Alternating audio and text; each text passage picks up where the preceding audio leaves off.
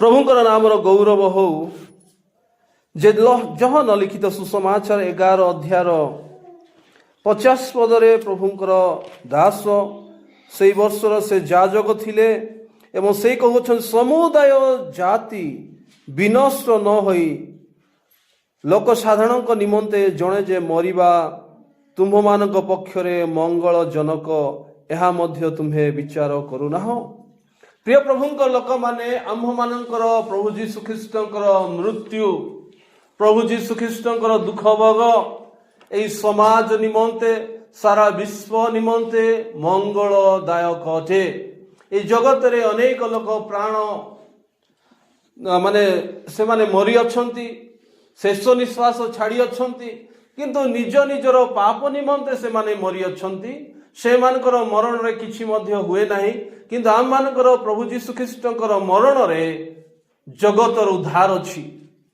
आम मानकर पाप निमंते जड़े रक्तपात करियछंती रक्तर प्रायश्चित करियछंती से दुख उठाई अछंती आम्भ मानक मरिबा को हेबो नाही केवल प्रभु जीशु ख्रीष्ट करिथिबा कार्य को आम माने विश्वास करि प्रभु आम मानक पुनर्बार कहू नाहंती जे तुमी माने जाई कि क्रूस रे मरो बोली आम मानकर परित्राणकर्ता प्रभु जीशु ख्रीष्टंकर करिथिबा मानव जाति निमंते उद्धार कार्य को केवल आम माने स्वीकार करिबा ग्रहण करिबा विश्वास करिबा निजर करिबा द्वारा आम माने परित्राण प्राप्त हो अछु।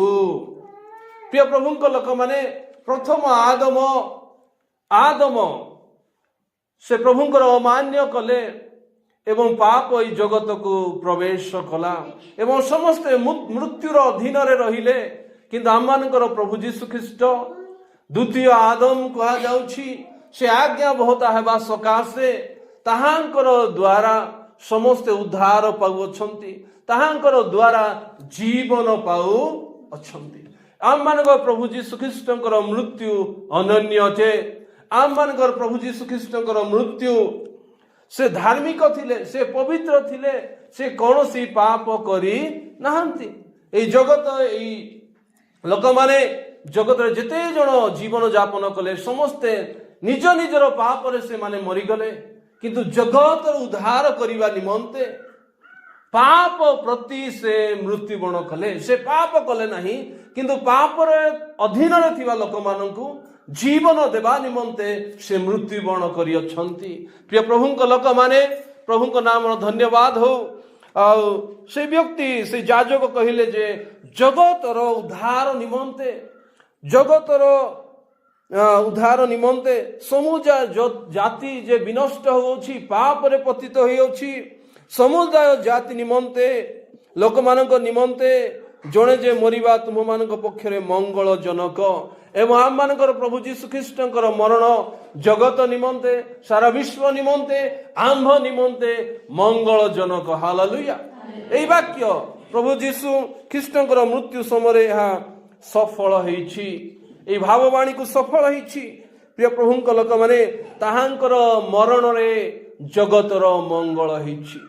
आज अनेक लोक माने मरु अछंती विभिन्न कार्य करिक मरु अछंती दुष्ट कार्य करी मरु अछंती से मानकर मंगल मरण रे मंगल हुए नाही किंतु आम मानकर प्रभु जीशु ख्रीष्टंकर मृत्यु रे से पवित्र रक्तर रक्तपात रे से जीवन रे हम समस्तंक निमंते मंगल अछि।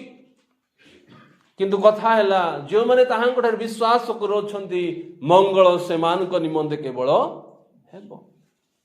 प्रभु ऑलरेडी मंगल विश्व करी अछंती आम्भे माने केवल से मंगल विश्व को परित्राण कार्य को आम माने केवल विश्वास करिबा आम माने ग्रहण करिबा तेबे आम मानक निमंते समुदाय जगत निमंते मंगल रो विश्व प्रभु जीशु ख्रीष्टंकर मृत्युवरण अटे। कारण बाइबल कहे जगत तले आकाश तले मनुष्य मानक निमंते मनुष्य मानक मध्यरे कौनसी नाम मध्य दिया जाय नै जो नाम रे आम मानकर परित्राण अछि जो नाम रे आम मानक उद्धार अछि जो नाम रे आम मानक पाप क्षमा अछि। प्रिय प्रभुंक लोक माने आमे देखुछु आदमंक समयरु पुरातन नियम रे आमे देखुछु जे लोक माने ପ୍ରତିବର୍ଷ ସେମାନେ ବଳି ଦେଉଥିଲେ, ପଶୁ ବଳି ଦେଉଥିଲେ, କିନ୍ତୁ ସେଇ ପଶୁର ବଳି ଯଥେଷ୍ଟ ନଥିଲା। ଆମମାନଙ୍କର ପ୍ରଭୁ ଯୀଶୁ ଖ୍ରୀଷ୍ଟ ପଶୁ ତୁଲ୍ୟ ନିଷ୍ପାପୀ ନିଷ୍କଳଙ୍କ ଦାଗ ବିହୀନ ପବିତ୍ର ରକ୍ତ ଆପଣ ପାଇଁ ମୋ ପାଇଁ ଜଗତ ନିମନ୍ତେ ସେ ଦେଇ ଅଛନ୍ତି। ହାଲେଲୁୟା, ପ୍ରେଜ୍ ଦ ଲର୍ଡ। କେବଳ ତାହାଙ୍କର ରକ୍ତରେ ଶକ୍ତି ଅଛି, ତାହାଙ୍କ ରକ୍ତରେ ପାୱାର ଅଛି। ଯୀଶୁଙ୍କର ରକ୍ତର ଜୟ, ସେଥିପାଇଁ ଆମେ କହୁଛୁ ଯୀଶୁଙ୍କର ରକ୍ତର ଜୟ କହିଲେ ଶୈତାନ କଣ ହଉଛି? ଚାଲି ଯାଉଛି। ତାଙ୍କ ରକ୍ତରେ ଜୟ ଅଛି, ତାଙ୍କ ରକ୍ତରେ ଜୀବନ ଅଛି। ପ୍ରିୟ ପ୍ରଭୁଙ୍କ ଲୋକମାନେ, ରକ୍ତରେ ଜୀବନ ଥାଏ। ହେବଳ ଯେତେବେଳେ ମୃତ୍ୟୁବରଣ କରାଯାଉଛି, ପ୍ରଭୁ କହନ୍ତି ରକ୍ତ, ହେବଳଙ୍କର ରକ୍ତ ଆମ୍ଭମାନଙ୍କୁ ଡାକ ପକାଉ ଅଛି। ଧାର୍ମିକର ରକ୍ତ, ଯୀଶୁଖ୍ରୀଷ୍ଟଙ୍କର ରକ୍ତରେ ଜୀବନ ଏବଂ ଯୀଶୁଖ୍ରୀଷ୍ଟଙ୍କ ରକ୍ତରେ ଶକ୍ତି ଅଛି। ହାଲେଲୁୟା, ପ୍ରଭୁଙ୍କ ନାମର ଧନ୍ୟବାଦ ହଉ। ପ୍ରିୟ ପ୍ରଭୁଙ୍କ ଲୋକମାନେ, ସେଥିପାଇଁ ଆସୁ ପ୍ରଭୁ ଯୀଶୁଖ୍ରୀଷ୍ଟଙ୍କର କରିଥିବା ପ୍ରାୟଶ୍ଚିତର କାର୍ଯ୍ୟ, ପ୍ରଭୁ ଯୀଶୁଖ୍ରୀଷ୍ଟଙ୍କର ଆପଣ ଏବଂ ମୋ ସ୍ଥାନରେ କରିଥିବା ସେ ଦୁଃଖ, ସେ କ୍ରୁଶୀୟ ଦୁଃଖକୁ ଆମମାନେ ଗୁରୁତ୍ୱପୂର୍ଣ୍ଣ ଭାବରେ ନେଉ। କାରଣ ଜଗତରେ ଯେଉଁମାନେ ମଧ୍ୟ ଜନ୍ମ ଲାଭ କଲେ, ଯେଉଁମାନେ ମଧ୍ୟ ଜଗତକୁ ଆସିଲେ, ନିଜର ସ୍ୱାର୍ଥ ନିମନ୍ତେ ସେମାନେ କାର୍ଯ୍ୟ କଲେ। କିନ୍ତୁ ଆମ୍ଭମାନଙ୍କର ପ୍ରଭୁ ଯୀଶୁ କେବଳ ଜଗତର ଉନ୍ନତି ନିମନ୍ତେ, ଜଗତର ମଙ୍ଗଳ ନିମନ୍ତେ, ପିତାଙ୍କର ଇଚ୍ଛାକୁ ସାଧନ କରିବା ପାଇଁ ସେ ଜଗତକୁ ଆସିଥିଲେ। ହାଲେଲୁୟା। ଏବଂ ପିତାଙ୍କର ଏହା ଇଚ୍ଛା ଥିଲା ଯେ ଆମମାନଙ୍କର ପ୍ରଭୁ ଯୀଶୁ ଖ୍ରୀଷ୍ଟ ଏହି ଜଗତକୁ ଯିବେ ଏବଂ ତାଙ୍କର ରକ୍ତପାତ ଦ୍ୱାରା ଜଗତ ଉଦ୍ଧାର ପାଇବ। ଏହା ପିତାଙ୍କର ଇଚ୍ଛା ଥିଲା। କାରଣ ଈଶ୍ୱର ଜଗତକୁ ଏଡ଼େ ପ୍ରେମ କଲେ ଯେ ସେ ଆପଣା ଅଦ୍ୱିତୀୟ ପୁତ୍ରଙ୍କୁ ଦାନ କଲେ। ଜଗତକୁ ସେ ପ୍ରେମ କଲେ। ଆମ୍ଭେମାନଙ୍କୁ ଯେ ସେ ନରକରେ ପକାଇବେ, ଦଣ୍ଡ ପାଇବା ତାହାଙ୍କର ଇଚ୍ଛା ନଥିଲା। ସେଥିପାଇଁ ଆମମାନଙ୍କୁ ଅନନ୍ତ ନରକରୁ ଉଦ୍ଧାର କରିବା ନିମନ୍ତେ ନିଜର ପୁତ୍ର ପ୍ରଭୁ ଯୀଶୁ ଖ୍ରୀଷ୍ଟଙ୍କୁ ଆମ୍ଭମାନଙ୍କ ସ୍ଥାନରେ, ଜଗତର ସ୍ଥାନରେ ନିଜର ପୁତ୍ର ପ୍ରଭୁ ଯୀଶୁ ଖ୍ରୀଷ୍ଟଙ୍କର ସେଇ ନିଷ୍ପାପ ରକ୍ତ, ପବିତ୍ର ରକ୍ତ, କେବେ ମଧ୍ୟ ସେ ପାପ କରିନାହାନ୍ତି, ପାପ ଉପରେ ବିଜୟ ଜୀବନ କରିଅଛନ୍ତି, ସେ ରକ୍ତକୁ ଆମ୍ଭମାନଙ୍କ ନିମନ୍ତେ ଦେଇଅଛନ୍ତି। ହାଲେଲୁୟା। ଏହି ରକ୍ତକୁ ଆପଣ ମୁଁ ଗୁରୁତ୍ୱପୂର୍ଣ୍ଣ ନିଉ। ପ୍ରିୟ ପ୍ରଭୁଙ୍କ ଲୋକମାନେ, ପ୍ରଭୁଙ୍କର ରକ୍ତକୁ, ବଳିଦାନକୁ, ପ୍ରଭୁଙ୍କର ପ୍ରେମର କାର୍ଯ୍ୟକୁ ନେଗ୍ଲେକ୍ଟ ନ କରୁ, ଅବହେଳା ନ କରୁ। କାରଣ ଏହି ରକ୍ତପାତ କରିବା ନିମନ୍ତେ, ଆମ୍ଭମାନଙ୍କୁ ଉଦ୍ଧାର କରିବା ନିମନ୍ତେ ଆମମାନଙ୍କ ପ୍ରଭୁ ଯୀଶୁ ଖ୍ରୀଷ୍ଟ ବଡ଼ ବଳିଦାନ, ସାକ୍ରିଫାଇସ୍, ବିଗ୍ ସାକ୍ରିଫାଇସ୍, ବଡ଼ ବଳିଦାନ କରିଅଛନ୍ତି, ପ୍ରାୟଶ୍ଚିତ କରିଅଛନ୍ତି, ମୂଲ୍ୟ ଦେଇଅଛନ୍ତି। ପ୍ରିୟ ପ୍ରଭୁଙ୍କ ଲୋକମାନେ, ସ୍ୱର୍ଗରୁ ଅବତୀର୍ଣ୍ଣ କଲେ ପ୍ରଭୁ ଯୀଶୁ ଖ୍ରୀଷ୍ଟ, ଏହି ଜଗତକୁ ଆସିଲେ, ସେ ମନୁଷ୍ୟ ରୂପୀ ହେଲେ, ନିଜକୁ ସେ ନ୍ୟୁନ କଲେ ଏବଂ କ୍ରୁଶୀୟ ମୃତ୍ୟୁ ପର୍ଯ୍ୟନ୍ତ ସେ ଆଜ୍ଞାବହତା ହେଇଅଛନ୍ତି। ସ୍ୱର୍ଗରେ ଆରାମରେ ଥିବା ବ୍ୟକ୍ତି ଆମମାନଙ୍କ ପ୍ରଭୁ ଯୀଶୁ ଖ୍ରୀଷ୍ଟ, ସ୍ୱର୍ଗରେ ତାଙ୍କର ଦୂତମାନେ ତାଙ୍କୁ ଉପାସନା କରୁଥିଲେ।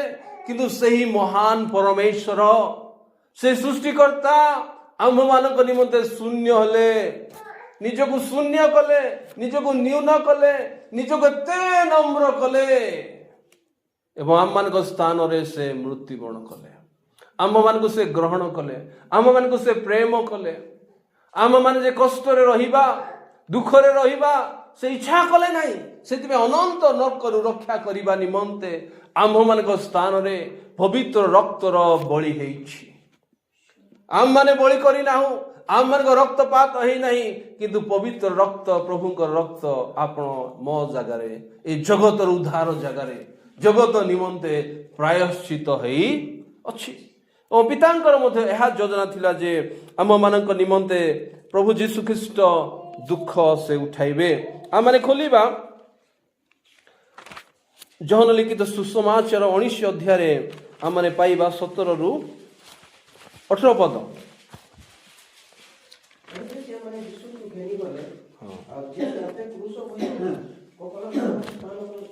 ତାହାକୁ ଏଭଳି ଭାଷାରେ ଗୋଲଗଥା ବୋଲି କହନ୍ତି ସେଟାକୁ ବାହାରି ଗଲେ ସେଠାରେ ସେମାନେ ତାହାକୁ କ୍ରୁଶରେ ଚଢ଼ାଇଲେ ଓ ତାହାଙ୍କ ସହିତ ଆଉ ଦୁଇ ଜଣଙ୍କୁ ଚଢ଼ାଇଲେ ଦୁଇ ପାଖରେ ଦୁଇ ଜଣଙ୍କୁ ମଝିରେ ଯୀଶୁ। हाँ धन्यवाद हे प्रिय प्रभुଙ୍କ ଲୋକମାନେ ଆମମାନେ ଯୀଶୁଖ୍ରୀଷ୍ଟଙ୍କର ସେଇ ପ୍ରାୟଶ୍ଚିତ କରିବାର ପ୍ରେମକୁ ଆମମାନେ ଦେଖୁଅଛୁ। ତଇରେ ସେମାନେ ଯୀଶୁଙ୍କୁ ଘେନିଗଲେ ଜଣେ ଚୋରଙ୍କୁ ଧରିଲା ଭଳିଆ ରୋମୀୟ ଶାସନ କର୍ତ୍ତା ମାନେ ବା ସୈନିକ ମାନେ ତାଙ୍କୁ ଧରିଲେ, ତାଙ୍କୁ କଲବଲ କଲେ, ତାଙ୍କୁ ଟର୍ଚର କଲେ। ଏମିତି ସିଧା ନେଇ ନା, ତାକୁ ଧରିଲେ, କଲବଲ କଲେ, ଟର୍ଚର କଲେ, ତାଙ୍କୁ ପରିହାସ କଲେ ଏବଂ ତାହାଙ୍କୁ ନେଇଗଲେ। ଆଉ ଯୀଶୁ ଆପେ କ୍ରୁଶ ବହି କପାଳ ସ୍ଥଳ ନାମକ ସ୍ଥାନ, ଯାହାକୁ ଏବ୍ରି ଭାଷାରେ ଗଲଗଥା ବୋଲି କହନ୍ତି, ସେଠାକୁ ବାହାରି ଗଲେ। ପ୍ରିୟ ପ୍ରଭୁଙ୍କ ଲୋକମାନେ ସେଇ କ୍ରୁଶ ନିଜେ ସେ ବହି ଅଛନ୍ତି। ତାଙ୍କର କ୍ରୁଶ ବହନ କରି କରି ସେ ସେଇ ପାହାଡ଼କୁ, ଗଲଗଥା ପାହାଡ଼କୁ ସେ ନେଲେ। ଏବଂ ସେଇ ଗଲଗଥା ପାହାଡ଼ କେତେ ଯେ ଦୂର ଥିଲା, ଆଉ ଯେ ସେଇ କ୍ରୁଶ କେତେ ଯେ ହେଭି ଥିଲା, ଓଜନ ଥିଲା, ତାହାଙ୍କୁ ପ୍ରହାରିତ କରାହେଲା, ତାହାଙ୍କୁ ଦାଢ଼ି ଉପଡ଼ା ଗଲା ଏବଂ ଶେଷରେ ମାରିବା ନିମନ୍ତେ ସେ ଗୋଲଗଥା ପାହାଡ଼କୁ ତାଙ୍କୁ ନେଇଗଲେ। ଏବଂ ଯୀଶୁ ନିଜର କ୍ରୁଶ ଉଠେଇକି ନେଉଅଛନ୍ତି ଆମ୍ଭମାନଙ୍କ ନିମନ୍ତେ। ସେ କ'ଣ ପାପ କରିଥିଲେ, କିନ୍ତୁ ଜଗତର ଉଦ୍ଧାର ନିମନ୍ତେ ଜଣେ ପ୍ରାୟଶ୍ଚିତ କରିବାର ଆବଶ୍ୟକ, ଜଗତର ରକ୍ଷା କରିବା ନିମନ୍ତେ ଜଣେ ମୃତ୍ୟୁବରଣ କରିବା, ଏହା ଉତ୍ତମ ବିଷୟ ଅଟେ, ମଙ୍ଗଳର ବିଷୟ ଅଟେ। ପ୍ରିୟ ପ୍ରଭୁଙ୍କ ଲୋକମାନେ ଆସୁ ମାନେ ପ୍ରଭୁଙ୍କୁ ଧନ୍ୟବାଦ ଦେବା ଯେ ଆମ୍ଭମାନଙ୍କ ସ୍ଥାନରେ ସେ ନିଜେ ଏତେ କଷ୍ଟ ବହି ଅଛନ୍ତି, ବଡ଼ କ୍ରୁଶକୁ ସେ ଉଠାଇ ଅଛନ୍ତି। ସେ ନିଷ୍ପାପୀ, ସେ ପାପ କୌଣସି କରିନାହାନ୍ତି, ଏତେ ଆମମାନଙ୍କୁ ପ୍ରେମ କରିଅଛନ୍ତି ଯେ ଆମ୍ଭମାନଙ୍କ ସ୍ଥାନରେ ନିଜେ ଏତେ ଦାରୁଣ କଷ୍ଟ, ଅସାମାନ୍ୟ କଷ୍ଟ ଆପଣ ପାଇଁ ମୋ ପାଇଁ ସେ ସହି ଅଛନ୍ତି। ସେ ପବିତ୍ର ସ୍ୱର୍ଗର ପରମେଶ୍ୱର, ସ୍ୱର୍ଗରେ ପୂଜା ପ୍ରଶଂସା ପାଇବା ପରମେଶ୍ୱର। ଐତ କୋଟି କୋଟି ଦୂତମାନେ ତାହାଙ୍କୁ ପ୍ରଣାମ କରନ୍ତି, ଆରାଧନା କରନ୍ତି, ନମସ୍କାର କରନ୍ତି, କିନ୍ତୁ ଏଇ ଜଗତ ନିମନ୍ତେ ତାହାଙ୍କୁ କ୍ରୁଶୀୟ ଯନ୍ତ୍ରଣା ଦିଆଯାଉଛି, ମୃତ୍ୟୁବରଣ ଦିଆଯାଉଛି, ଚୋର ଭଳିଆ ତାଙ୍କୁ ନିଆଯାଉଛି, ଟର୍ଚର କରାଯାଉଛି। ତାର ଟର୍ଚର କରିବାର ଲେଭେଲ ସାଧାରଣ ନୁହଁ। ତାଙ୍କୁ ଭୋକରେ ରଖାଯାଇଛି, ତା ପୂର୍ବ ଦିନ ତାଙ୍କୁ ଧରାଯାଇଛି, ତାଙ୍କୁ ମରାଯାଇଛି, ତାଙ୍କର ଶରୀରରୁ ରକ୍ତ ବାହାରୁଛି। ଆଉ ସେତିକିରେ ସରି ନାହିଁ, ତାଙ୍କୁ ବଡ଼ କ୍ରୁଶରେ ନେଇକି ଗଲଗଥା ପାହାଡ଼କୁ କ୍ରୁଶ ବହିକି ସେ ନିଜେ ଯାଉ ଅଛନ୍ତି। ଏହା ଟିକେ ଫିଲ୍ ଆପଣ କରନ୍ତୁ। ଏହା କେବଳ ଷ୍ଟୋରି ନୁହଁ, ଏହା ସତ୍ୟ ଘଟଣା। ବାଇବଲ ସତ୍ୟ ଅଟେ, ଆମମାନଙ୍କ ପରମେଶ୍ୱର ସତ୍ୟ ଅଟନ୍ତି। ଏଇ ସତ୍ୟ ଘଟଣାକୁ ଆମେ କେତେ ଯେ ନେଗ୍ଲେକ୍ଟ ଆମ ଜୀବନରେ କରୁଅଛୁ। ପ୍ରିୟ ପ୍ରଭୁଙ୍କ ଲୋକମାନେ, এই ଦିନମାନଙ୍କ ଅନେକ ଲୋକମାନେ 40 ଦିବା ରାତ୍ର ପ୍ରାର୍ଥନା କରୁଅଛନ୍ତି, କେହି ପାଣି ମଧ୍ୟ ପିଉନାହାନ୍ତି। ପ୍ରଭୁ ଆମ ପାଇଁ ଏତେ କଲେ, ଆମେ ତାଙ୍କ ପାଇଁ କ'ଣ କରିବା? ସେଥିପାଇଁ ସେମାନେ ଉପବାସର ସହ ସେମାନେ ପ୍ରାର୍ଥନାରେ ବସୁଅଛନ୍ତି। এই ବିଷୟକୁ ସେମାନେ ଗୁରୁତ୍ୱ ନେଇଅଛନ୍ତି, କାରଣ ମୋ ପାଇଁ ମୋର ପ୍ରଭୁ ଯୀଶୁଖ୍ରୀଷ୍ଟ ଯେଉଁ ମୁଁ ସେଇ କରୋଳ ପ୍ରହାର ପାଇବା କଥା ଥିଲା, ଯେ କ୍ରୁଶ ବହିବାର ଥିଲା, ଯେଉଁ ରକ୍ତ ଝରାଇବାର ଥିଲା, ଯେହେତୁ ମୋର ଚକ୍ଷୁ ଦୁଷ୍ଟତା ଦେଖିଅଛି, ଯେହେତୁ ମୋର ହାତ ଦୁଷ୍ଟତା କାର୍ଯ୍ୟ କରିଅଛି, ଯେହେତୁ ମୋର ଜିଭା ଦୁଷ୍ଟ କଥା କହିଅଛି, କିନ୍ତୁ ମୋର ପରମେଶ୍ୱର, ମୋର ପ୍ରଭୁ ଯୀଶୁଖ୍ରୀଷ୍ଟ ଉଦ୍ଧାରକର୍ତ୍ତା, ସେ ପବିତ୍ର, ସେ ନିଷ୍ପାପ, ସେ କୌଣସି ପାପ କରିନାହାନ୍ତି। ମୋ ପାଇଁ, ଆପଣ ପାଇଁ, ଜଗତ ନିମନ୍ତେ ସେ ମୃତ୍ୟୁବରଣ କରିଅଛନ୍ତି। ଏହି ବିଷୟକୁ ପବିତ୍ର ଲୋକମାନେ ଗୁରୁତ୍ୱ ନେଇକି ଆଜି ସେମାନେ ଫାଷ୍ଟିଂରେ, ପ୍ରାର୍ଥନାରେ ସେ ବସି ଅଛନ୍ତି। ଏହି ବିଷୟକୁ ଆସୁ ମାନେ ଗୁରୁତ୍ୱ ନେବା ଯେ ଆମ୍ଭମାନଙ୍କ ପରମେଶ୍ୱର ଚୋରମାନଙ୍କ ମଧ୍ୟରେ, ତାହାଙ୍କର ସ୍ଥାନ ଚୋରମାନଙ୍କ ମଧ୍ୟରେ ତାହାଙ୍କୁ ଟଙ୍ଗା ଯାଉଛି। ତାହାଙ୍କର ସ୍ଥାନ ହେଉଛି ସ୍ୱର୍ଗରେ, ଚୋରମାନଙ୍କ ମଧ୍ୟରେ ନୁହଁ, ଦୁଷ୍ଟତା ମାନଙ୍କ ମଧ୍ୟରେ ନୁହଁ। ତାଙ୍କର ସ୍ଥାନ ହେଉଛି ସ୍ୱର୍ଗ ସିଂହାସନ। ପିତାଙ୍କର ପାଖରେ ସେ ବସିବା ବ୍ୟକ୍ତି। କିନ୍ତୁ ଏଇ ଆମମାନଙ୍କୁ ଉଦ୍ଧାର କରିବା ନିମନ୍ତେ, ଜଗତକୁ ଉଦ୍ଧାର କରିବା ନିମନ୍ତେ, ପାପ ଯେଉଁଠାରେ ହୁଏ ସେଠାରେ ରକ୍ତପାତ ହୁଏ। ରକ୍ତପାତ ବିନା ପାପ ମୋଚନ ହୁଏ ନାହିଁ। ସେ ପବିତ୍ର ରକ୍ତ ଦ୍ୱାରା ଆମମାନଙ୍କ ପାପକୁ ସେ ଧୋଇ ଅଛନ୍ତି, ଆମମାନଙ୍କୁ ସେ ପବିତ୍ର କରିଅଛନ୍ତି। କେବଳ ଆମମାନେ ତାହାଙ୍କ ଉପରେ ବିଶ୍ୱାସ କରିବା ଦ୍ୱାରା ଆମମାନେ ଧାର୍ମିକ ଗଣନା ହେଇ ଅଛୁ।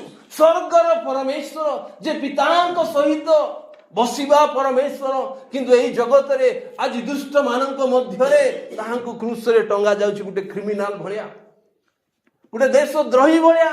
ପ୍ରିୟ ପ୍ରଭୁଙ୍କ ଲୋକମାନେ, ପ୍ରଭୁଙ୍କ ନାମର ଧନ୍ୟବାଦ ହଉ, ଗୌରବ ହଉ, ମହିମା ହଉ, ଯେ ମହାନ ପରିତ୍ରାଣ କାର୍ଯ୍ୟ ନିମନ୍ତେ ଆମେ ପ୍ରଭୁଙ୍କୁ ଧନ୍ୟବାଦ ଦେବା। ହେ ପ୍ରିୟ ପ୍ରଭୁଙ୍କ ଲୋକମାନେ, କାରଣ ଯେଉଁଠାରେ ଦୁଷ୍ଟତା ହୁଏ ସେଠାରେ ରକ୍ତପାତ ହୁଏ, ବିଚାର ଅଛି, କିନ୍ତୁ ଅନନ୍ତ ବିଚାରରୁ ରକ୍ଷା କରିବା ନିମନ୍ତେ ସେ ନିଜେ ବିଚାରିତ ହେଲେ, ସେ ନିଜେ ଆମମାନଙ୍କ ସ୍ଥାନରେ ମୃତ୍ୟୁବରଣ କଲେ, ସେ ନିଜେ ସାହା କଲେ। ପ୍ରିୟ ପ୍ରଭୁଙ୍କ ନାମର ଧନ୍ୟବାଦ ହଉ। ଆମମାନଙ୍କର ପ୍ରଭୁ ଯୀଶୁ ଖ୍ରୀଷ୍ଟଙ୍କର ମୃତ୍ୟୁବରଣ ଆମ ସମସ୍ତଙ୍କ ନିମନ୍ତେ ମଙ୍ଗଳଦାୟକ ଅଟେ, ଆମ ସମସ୍ତଙ୍କ ନିମନ୍ତେ ଆଶୀର୍ବାଦ ଅଟେ, ଏବଂ ସେଇ ରକ୍ତ ଆମମାନଙ୍କ ନିମନ୍ତେ ଆଶୀର୍ବାଦ ଅଟେ, ଜୀବନ ଅଟେ, ପାପ କ୍ଷମା ଅଟେ। ହେ ପ୍ରିୟ ପ୍ରଭୁଙ୍କ ଲୋକମାନେ, ପ୍ରଭୁଙ୍କ ନାମର ଧନ୍ୟବାଦ ହଉ। ପ୍ରଭୁ ଆମମାନଙ୍କୁ ଆଶୀର୍ବାଦ କରନ୍ତୁ, ପ୍ରଭୁ ଆମମାନଙ୍କୁ ଅନୁଗ୍ରହ କରନ୍ତୁ। ଏହା ପିତା ଈଶ୍ୱରଙ୍କ ଇଚ୍ଛା ଥିଲା ଯେ ପ୍ରଭୁ ଯୀଶୁ ଖ୍ରୀଷ୍ଟ ଆମମାନଙ୍କ ସ୍ଥାନରେ, ଜଗତର ସ୍ଥାନରେ ଉଦ୍ଧାରର କାର୍ଯ୍ୟ ନିମନ୍ତେ ପବିତ୍ର ରକ୍ତପାତକୁ ରକ୍ତକୁ ସେ ଝରାଇବେ। କାରଣ ଏ ଜଗତରେ କେହି ମଧ୍ୟ ଧାର୍ମିକ ନୁହନ୍ତି, ଜଣେ ମଧ୍ୟ ଧାର୍ମିକ ନୁହନ୍ତି, ସମସ୍ତେ ପାପ କରିଅଛନ୍ତି ଏବଂ ପିତାଙ୍କର ଗୌରବରେ ଉଣା ପଡ଼ିଅଛନ୍ତି ବାଇବଲ କୁହେ। କିନ୍ତୁ ଆମମାନଙ୍କର ପ୍ରଭୁ ଯୀଶୁ ଖ୍ରୀଷ୍ଟ କେବଳ ଜଣେ ମାତ୍ର ସେଇ ବ୍ୟକ୍ତି, ସେ ନିଷ୍ପାପ ଥିଲେ। ଯେତେ ବର୍ଷ କାଳ এই ଜଗତରେ 33.5 ବର୍ଷ କାଳ ସେ ଜୀବନ ଯାପନ କଲେ ଏବଂ ତାହାଙ୍କ ଜୀବନରେ କୌଣସି ଦୁଷ୍ଟତା ବାହାରିଲା ନାହିଁ। ପିଲାତ ମଧ୍ୟ ବିଚାର କଲେ, ରାଜାମାନେ ବିଚାର କଲେ, ଯୀଶୁଙ୍କୁ ପରୀକ୍ଷା କଲେ, କିନ୍ତୁ କୌଣସି ବ୍ୟକ୍ତି ତାହାଙ୍କ ଜୀବନରେ ଖୁଣ ପାଇଲେ ନାହିଁ, ପାପ ପାଇଲେ ନାହିଁ। ଏବଂ ଖାଲିରେ ଗୋଟେ ଅପମାନ କଲେ, ଇଏ ଜଣେ ମନୁଷ୍ୟ, ମାନେ ସିଏ ଈଶ୍ୱରଙ୍କ ପୁତ୍ର ବୋଲି କହୁଅଛି। ସେ ଈଶ୍ୱରଙ୍କ ପୁତ୍ର ନଥିଲେ କି? ଈଶ୍ୱରଙ୍କ ପୁତ୍ର କହୁଅଛି, ସେ ଅପମାନ କରୁଅଛି, ଏହାଙ୍କର ଦଣ୍ଡ ଏଇଟା ବୋଲି ସେମାନେ ଗୋଟେ ମିଛ ଆଲିଗେସନ ଆଜିକାଲି ଯୋଉ ହଉଛି, ଏ ପ୍ରକାର ମିଛ ଆଲିଗେସନରେ ତାହାଙ୍କୁ ମାରିଦେଲେ। ପ୍ରିୟ ପ୍ରଭୁଙ୍କ ଲୋକମାନେ, ପ୍ରଭୁଙ୍କ ନାମର ଧନ୍ୟବାଦ ହଉ, ଗୌରବ ହଉ, ମହିମା ହଉ। ଆମମାନଙ୍କ ନିମନ୍ତେ ସେ କ୍ରୁଶରେ ଜୀବନ ଦେଇଅଛନ୍ତି। ଗାଲାତୀୟ 3ର ଯେତେବେଳେ ଆମେ ଦେଖୁଛୁ ଯେ କ୍ରୁଶରେ ଯେଉଁମାନେ ମୃତ୍ୟୁବରଣ କରନ୍ତି, ଯେଉଁମାନଙ୍କୁ ଟଙ୍ଗା ଯାଏ, 3ର ଆମେ ପାଠ କରିବା 13-14 ଗାଲାତୀୟ। ଯୀଶୁ ଖ୍ରୀଷ୍ଟଙ୍କ ହେତୁ ଅବ୍ରାହମଙ୍କର ଆଶୀର୍ବାଦ ଯେପରି ବିଜାତିମାନଙ୍କ ପ୍ରତି ବର୍ତ୍ତେ, ପୁଣି ଆମ୍ଭେମାନେ ଯେପରି ବିଶ୍ୱାସ ହେତୁ ପ୍ରତିଜ୍ଞାତ ଆତ୍ମା ପ୍ରାପ୍ତ ହେଉ, ଏଥିପାଇଁ ଖ୍ରୀଷ୍ଟ ଆମ୍ଭମାନଙ୍କ ନିମନ୍ତେ ଅଭିଶପ୍ତ ହୋଇ ବ୍ୟବସ୍ଥାର ଅଭିଶାପରୁ ମୂଲ୍ୟ ଦେଇ ଆମ୍ଭମାନଙ୍କୁ ମୁକ୍ତ କଲେ। କାରଣ ଲେଖା ଅଛି, ଯେ କେହି ଖୁଣ୍ଟରେ ଟଙ୍ଗା ଯାଏ ସେ ଅଭିଶପ୍ତ। ଦେଖନ୍ତୁ, ଆମମାନଙ୍କର ପ୍ରଭୁ ଯୀଶୁ ଖ୍ରୀଷ୍ଟ ଅଭିଶପ୍ତ ହେଲେ, ଆମମାନଙ୍କ ନିମନ୍ତେ ବ୍ୟବସ୍ଥାରୁ ଆମମାନଙ୍କୁ ମୁକ୍ତ କରିବା ନିମନ୍ତେ ଆମମାନଙ୍କୁ ମୁକ୍ତ କଲେ। ବ୍ୟବସ୍ଥାର ଅଭିଶାପରୁ, ବ୍ୟବସ୍ଥା କ'ଣ ଦିଏ?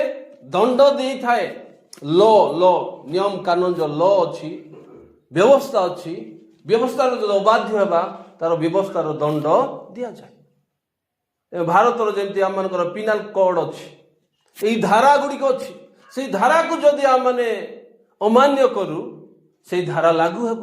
ସେ ପ୍ରକାର ବ୍ୟବସ୍ଥାରୁ ମୁକ୍ତ କରିବା ନିମନ୍ତେ, ବ୍ୟବସ୍ଥାରୁ ଆମମାନଙ୍କୁ ଉଦ୍ଧାର କରିବା ନିମନ୍ତେ, ବ୍ୟବସ୍ଥାକୁ ଆମେ ପାଳନ କରିପାରିଲୁ ନାହିଁ, ବ୍ୟବସ୍ଥାକୁ ଆମେ ଅମାନ୍ୟ କଲୁ, ବ୍ୟବସ୍ଥା ଦ୍ୱାରା କ'ଣ ହେଉଛି? ଦଣ୍ଡ ଆସୁଛି, କିନ୍ତୁ ଯୀଶୁ ଖ୍ରୀଷ୍ଟଙ୍କ ଦ୍ୱାରା ଅନୁଗ୍ରହ ଆସୁଅଛି। ହାଲେଲୁୟା। ସେଇ ବ୍ୟବସ୍ଥାରୁ ଆମମାନଙ୍କୁ ଉଦ୍ଧାର କରିବା ନିମନ୍ତେ ସେ ଅଭିଶପ୍ତ ହେଲେ, ତାଙ୍କ ଉପରେ ଦଣ୍ଡ ପଡ଼ିଲା ଏବଂ ଆମମାନେ ଜୀବନ ପ୍ରାପ୍ତ ହେଲୁ। ପ୍ରଭୁଙ୍କ ନାମର ଧନ୍ୟବାଦ ହଉ। ବାଇବଲ ଏ ପ୍ରକାର କୁହେ, ଯେଉଁମାନେ ଖୁଣ୍ଟରେ ଟଙ୍ଗା ଯାଆନ୍ତି ସେମାନେ ଅଭିଶପ୍ତ ହୁଅନ୍ତି। କାରଣ ଲେଖା ଅଛି, ଯେ କେହି ଖୁଣ୍ଟରେ ଟଙ୍ଗା ଯାଏ ସେ ଅଭିଶପ୍ତ। ଆମ୍ଭମାନଙ୍କ ନିମନ୍ତେ ସେ ଅଭିଶପ୍ତ ହେଲେ, ଅଭିଶାପ ପାଇଲେ। ପାପ ଯିଏ କରେ ସେ ଅଭିଶପ୍ତ ହୁଏ, ଅଭିଶାପର ଅଣ୍ଡରରେ ସେ ଥାଏ। ଏବଂ ପ୍ରିୟ ପ୍ରଭୁଙ୍କ ଲୋକମାନେ, ଆମ୍ଭମାନଙ୍କ ନିମନ୍ତେ ପ୍ରଭୁ ଯୀଶୁ ଖ୍ରୀଷ୍ଟ ଅଭିଶପ୍ତ ହେଲେ। से खुंटरे टंगा गले व्यवस्थारू आम मुक्त कले। देखंतु पुरातन नियम रे जो माने पाप करुथिले व्यवस्था अधीन रे थिले से माने सडन मरी जाउथिले, किंतु आमे पाप कले मध्य मरण हो नाही, कारण प्रभुंकर अनुग्रह रक्त द्वारा आमे जीवित हो। प्रभु निजे आमर स्थान में मरी गले, से अभिषिक्त हेले, अभिशाप आनिले। से समय से कहती सदाबले प्रभु जीशु ख्रीष्ट कहती मोहर पिता पिता बोली कहती, किंतु से समय हे ईश्वर मते तुम्हें कहीं परित्याग पिता एवं जीशु माने निबिड़ एमती केवे मध्य से माने सेपरेट हेबे नै, अलग हेबे नै, किंतु से अभिशप्त हेले आम मानक निमंते निजर पाप माने जगतर पाप निजर स्कंद को नेबा द्वारा पितांक सहित मध्य संपर्क किछि समय पाई विच्छिन्न हैला। प्रिय प्रभु को लख माने आम मान को मिलन करिबा निमंते, आम मान को एक करिबा निमंते प्रभु एवं पितांक मध्य रे संपर्क विच्छिन्न हैला। से अभिशप्त हेले, अभिशाप रे रहिले आम मान को जीवन देवा निमंते, आम मान को मुक्त करिबा निमंते। पापर वेतन मृत्यु अटे, किंतु सेई पापरु आम माने पाप कलु, मृत्यु पाइबार कथा थिला, दंड पाइबार कथा थिला, किंतु जीसु आम स्थान मृत्युवरण करिबा द्वारा आम माने ताहांकर द्वारा अनुग्रह रे जीवन पाई। प्रभु को नाम धन्यवाद हो। प्रिय प्रभु को लोक माने आम मान को प्रभु एते प्रेम कले, आम मान को एते दया कले, आम मान को एते अनुग्रह कले, अनंत नरकर दंडरु आम मान को रक्षा करिबा निमंते आम मान को स्थान से प्रायश्चित करि अछंती, आम मान को निमंते से मूल्य देई अछंती।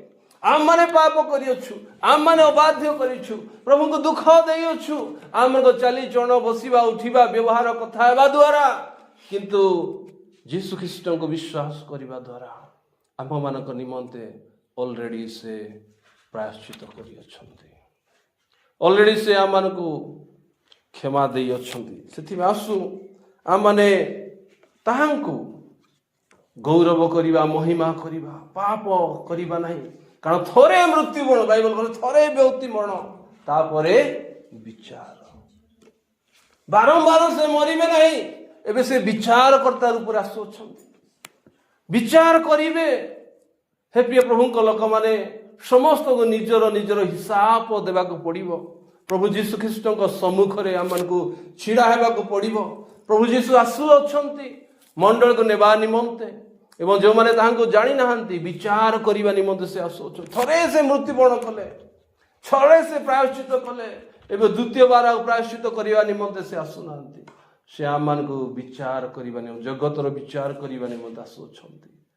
सेतिबे प्रिय प्रभु को लोक मान आसु एई विषय को हमने गुरुत्व नौ एवं प्रभु को निमंते जीवन यापन करू, कारण समय सनिकट। एबे देखुछु युद्ध चली अछि, भयंकर युद्ध, तृतीय विश्व युद्ध हेबा बोली लोक माने कहउछन्ति। युद्ध युद्ध मृत्युवरण रक्तपात चली अछि, आक्रमण चली अछि, मिसाइल गुडी को बुलु अछि छातरे, हां केतले का ऊपर पड़िबो, लोक माने भयभीत आतंकित अवस्था रे अछन्ति। युद्ध एक गुटे चिन्ह जे प्रभु जीशु ख्रीष्ट आसीबार सनिकट।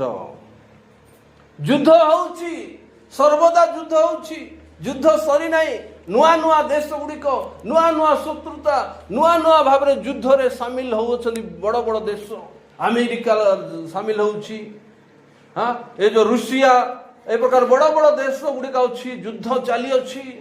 इस्राएल युद्ध करुछि, ईरान युद्ध करुछि। हे प्रिय प्रभु को लोक माने तो यह प्रभुंकर आगमन हेबार गोटे चिन्ह अटे। सेथिमे आसु आमे प्रभुंक निमंते व्यवहार हो, प्रभुंक निमंते जीवन यापन करू, कारण जीवन उद्धार परित्राण अनंत जीवन केवल आम मान प्रभु जीशु ख्रीष्ट ठारे अछि। आम मान निमंते से मृत्युवरण कले एवं आम मान निमंते से निजको एते न्यून कले जे आम फिलिपिय पाठ करिबा एवं आम शेष आड़ को जीवा 2:8 पदरे पढ़िबा।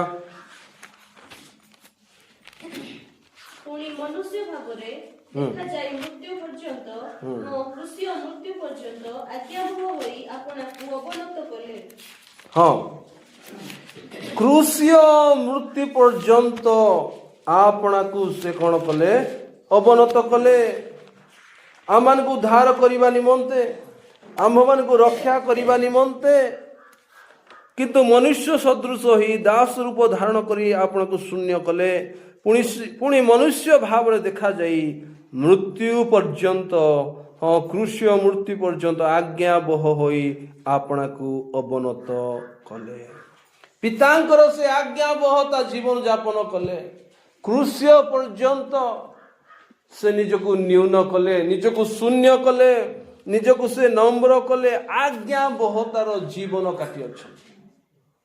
ଏହା ପିତାଙ୍କର ଇଚ୍ଛା ଥିଲା ଯେ ପ୍ରଭୁ ଯୀଶୁ ଖ୍ରୀଷ୍ଟ ଏହି ଜଗତକୁ ଯିବେ ଏବଂ ମାନବ ଜାତିର ଉଦ୍ଧାର ନିମନ୍ତେ ସେ ଯେ ମୃତ୍ୟୁବରଣ କରିବେ, ଏହା ପିତାଙ୍କର ଇଚ୍ଛା।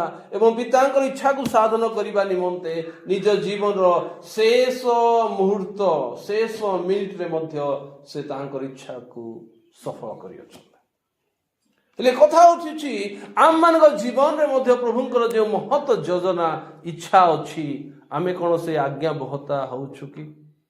ନା ମାନେ ପିତାଙ୍କର ଆଜ୍ଞା ବିହୀନ ଜୀବନ, ଡିସ୍ଅବିଡେନ୍ସ ଲାଇଫ୍, ଅମାନ୍ୟ ଜୀବନ, ଅବାଧ୍ୟତାର ଜୀବନ କାଟୁଅଛୁ।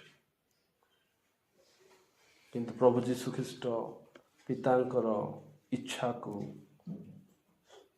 ସଫଳ କଲେ, ପିତାଙ୍କର ଇଚ୍ଛାର ଅଧୀନରେ ରହିଲେ। ଆମେ କ'ଣ ପିତାଙ୍କର ଇଚ୍ଛାର ଅଧୀନରେ ଆଜି ଅଛୁ? କ୍ରୁଶର ମୃତ୍ୟୁର ଶେଷ ପଏଣ୍ଟରେ ମଧ୍ୟ ସେ ପିତାଙ୍କର ଇଚ୍ଛାକୁ ସେ ସଫଳ କଲେ। ପିତା ତୁମରି ଇଚ୍ଛା ସଫଳ ହଉ ବୋଲି ସେ କହିଲେ। এই ପାନ ପାତ୍ରକୁ ମୋ ଠାରୁ ଦୂର କର, ତଥାପି ମୋର ଇଚ୍ଛା ନାହିଁ, ତୁମରି ଇଚ୍ଛା ହଉ। ହାଲେଲୁୟା। ଆମ ଜୀବନରେ ଆମେ କାହାର ଇଚ୍ଛାରେ ଆମେ ବଞ୍ଚୁଛୁ? ଆମ ଜୀବନରେ କାହାର ଇଚ୍ଛାକୁ ଆମେ ସାଧନ କରୁଛୁ? ଶରୀରର ଇଚ୍ଛା, ଚକ୍ଷୁର ଇଚ୍ଛା, କାହାର ଇଚ୍ଛା? ଶରୀରର ଅଭିଳାଷ, ଜାଗତିକ ଅଭିଳାଷ। କିନ୍ତୁ ପ୍ରଭୁ କେବେ ମଧ୍ୟ ଯୀଶୁ ଖ୍ରୀଷ୍ଟ ଜଗତରେ ରାଜା ହେବା ପାଇଁ ଆସିନଥିଲା। ଜଗତ ତାହାଙ୍କୁ ଧରି ରାଜା କରୁଥିଲା, କିନ୍ତୁ ସେ ଧୀରେ ଖସିଗଲେ। ଏ ରାଜା ହେବା, ଏ ଜଗତ ସମ୍ବନ୍ଧୀୟ ମୁଁ ରାଜା ନୁହଁ, ମୁଁ ସ୍ୱର୍ଗର ରାଜା। ପ୍ରଭୁ କହିଲା ସ୍ୱର୍ଗର ରାଜା ସେ, କିନ୍ତୁ ଜଗତରେ ରାଜା ହେବା ନିମନ୍ତେ ଲୋକମାନଙ୍କର ଇଚ୍ଛା, ଧନୀ ହେବା ନିମନ୍ତେ ଲୋକମାନଙ୍କ ଇଚ୍ଛା, ଶାସନ ପାଇବା ପାଇଁ ଲୋକମାନଙ୍କ ଇଚ୍ଛା, ସମ୍ମାନ ପାଇବା ପାଇଁ ଲୋକମାନଙ୍କ ଇଚ୍ଛା। ଆଜି ଆପଣଙ୍କର ମୋର ଇଚ୍ଛା କ'ଣ? ଯୀଶୁ ଖ୍ରୀଷ୍ଟଙ୍କର ଗୋଟିଏ ହିଁ ଇଚ୍ଛା ଥିଲା, ପିତାଙ୍କୁ ସନ୍ତୁଷ୍ଟ କରିବା, ପିତାଙ୍କର ଇଚ୍ଛାର ଅଧୀନରେ ରହିବା, ପିତାଙ୍କ ଇଚ୍ଛାକୁ ସାଧନ କରିବା। ତେଣୁକରି ସେ ପରିତ୍ରାଣ କର୍ତ୍ତା ଅଛନ୍ତି। ତେଣୁକରି ସମସ୍ତ ନାମ ଭେଦ ତାହାଙ୍କର ନାମକୁ ପ୍ରଭୁ ଉନ୍ନତ ରଖିଅଛନ୍ତି। ସବୁ ନାମ ଠାରୁ ଶ୍ରେଷ୍ଠ ନାମ ତାହାଙ୍କୁ ଯୀଶୁ ନାମ ଦିଆଯାଇଛି। ଯୀଶୁ ନାମ ସବୁ ନାମ ଠାରୁ ଶ୍ରେଷ୍ଠ ନାମ। ପରିତ୍ରାଣ ସେଇ ନାମର ଅଛି, ଉଦ୍ଧାର ସେଇ ନାମର ଅଛି। ଯଦି ଆମେମାନେ ଆଜ୍ଞାବହତା ହେବା, ଆମ୍ଭମାନଙ୍କୁ ମଧ୍ୟ ପ୍ରଭୁ ଜାତିର ମଙ୍ଗଳ ନିମନ୍ତେ ବ୍ୟବହାର କରିବେ।